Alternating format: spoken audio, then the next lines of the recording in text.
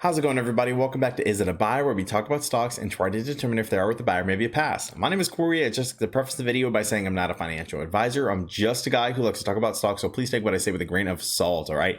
Let's get into the video.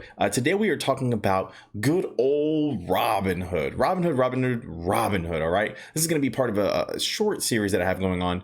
We'll see how long it gets as everything kind of progresses, but currently I do want to talk about something that happened before. Now, when I say before, this was in December 17th of 2020 when this Vice article was published, and the title is SEC fines Robinhood $65 million after it costs customers millions of dollars. All right, so let's look into exactly what is going on when here, right? And we can see here the commission-free investment app lost customers $34.1 million and misled them about how it makes money, the SEC said.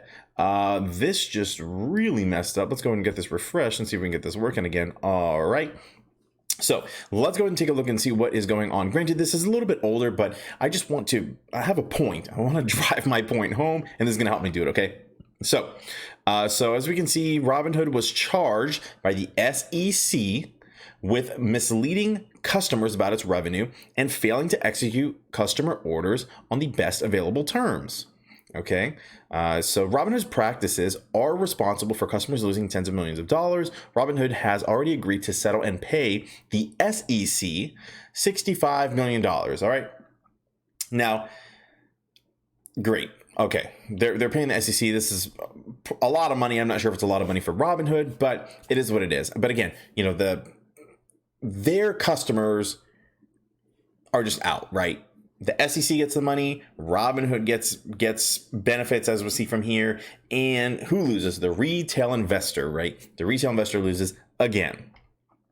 So, Robinhood, the way they make money is, or one of the ways they make money is payment for overflow, right? So we have to understand the payment for order flow process.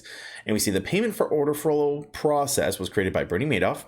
And it's simple. Investment firms receive payment for directing orders to market makers, which are high frequency traders that ensure whenever a customer wants to buy or sell some asset, a merchant can always fill the order, right? So basically, if we have an order, we go ahead and we send it to, we do the payment for order flow, and we send it over to whoever, and they go ahead and get it processed for us, and everything's good in the hood. Transaction has been traded.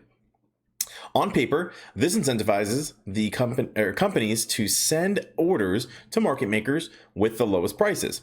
In reality, it seems to have incentivized Robinhood to send orders to market makers that offered it the best rebates for consistently sending over orders, right? So, for example, if I'm Robinhood and have a very good relationship with, let's say, Citadel, and I'm sending orders over, they're going to reward me with some kind of kickback or whatever by continuing to send them.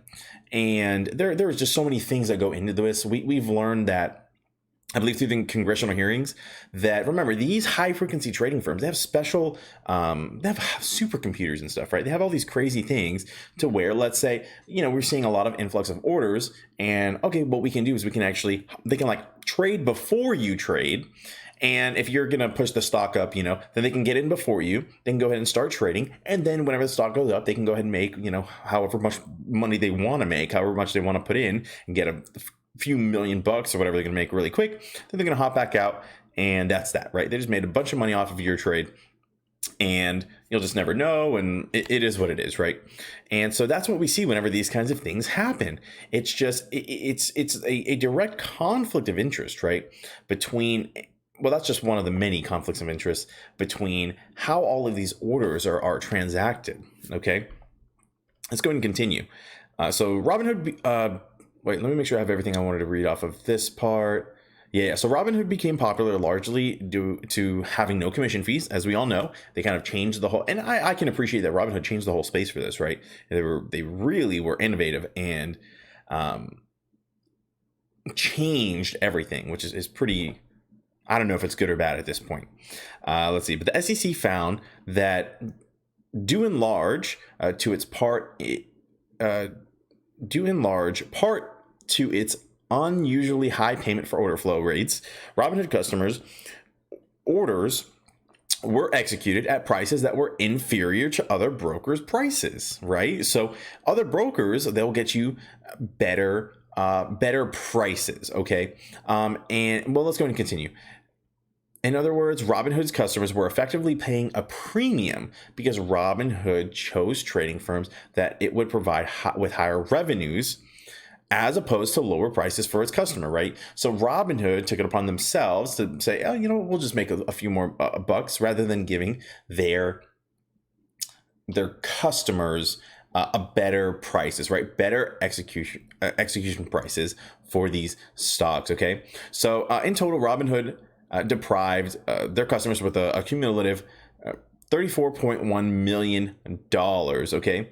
And so here's the deal. My point to all this is not that. Here's the deal. If Robinhood said like, hey, we're just going to charge you guys a penny per transaction, but we're going to give you guys the absolute best payment for order flow. Like, you guys are going to have the best transactions of any brokerage out there, I would have happily paid it, right? But Robinhood consistently seems to have this pattern of they would rather benefit themselves rather than benefit the customers, right? Their traders, their retail investors, right? They would rather benefit their people like Citadel, institutions like that, in any way they can, rather than helping their retail investors. Okay, and this is a consistent trend that we're seeing, right? And again, this ties back for me to what is going to happen when and if the squeeze happens, and the mother of all short squeezes, GameStop, AMC, whatever else might squeeze at the same time. What is going to happen? They're going to choose themselves, their other clients, right? Their institutions. They're going to choose them over us because they do it every single time. And if you don't think that that is true, then you are lying to yourself. You're blatantly lying to yourself. Now, granted, maybe this time they won't halt trading. Who knows? But in this series, we're gonna uncover or talk about these other fines and other issues that have happened with Robinhood that people were not allowed to buy or sell. People were just stuck. And if you're stuck for long enough, and you miss the squeeze, or who knows what would happen, then you know what? I don't know. People told you is what I'll say. I can't tell you to switch, or I can't tell you to do anything, but I just want people to be fully educated about what they're deciding to do by staying in Robinhood, not switching, saying, oh, I'll switch after the MOAS. Look, if you want to switch after the MOAS, hopefully you'll be able to participate in the MOAS, right? And so it's just a consistent pattern. And this money, again, like this money not going anywhere other than the SEC. It's unbelievable that people, all these things that are going on. And I don't know, I was in Robinhood. I'm the first to say I absolutely loved Robinhood. It was such a great starter platform that I absolutely support.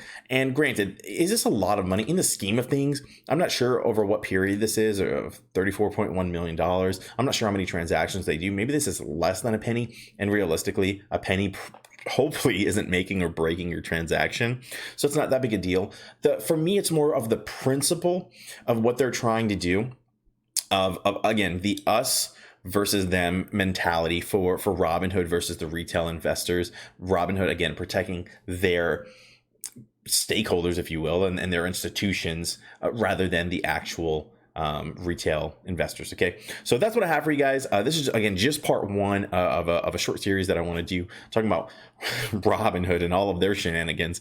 But thank you so much for taking the time to watch the video. If you did like the content, please consider subscribing. I'm doing my best to cover all these crypto stocks squeeze stuff.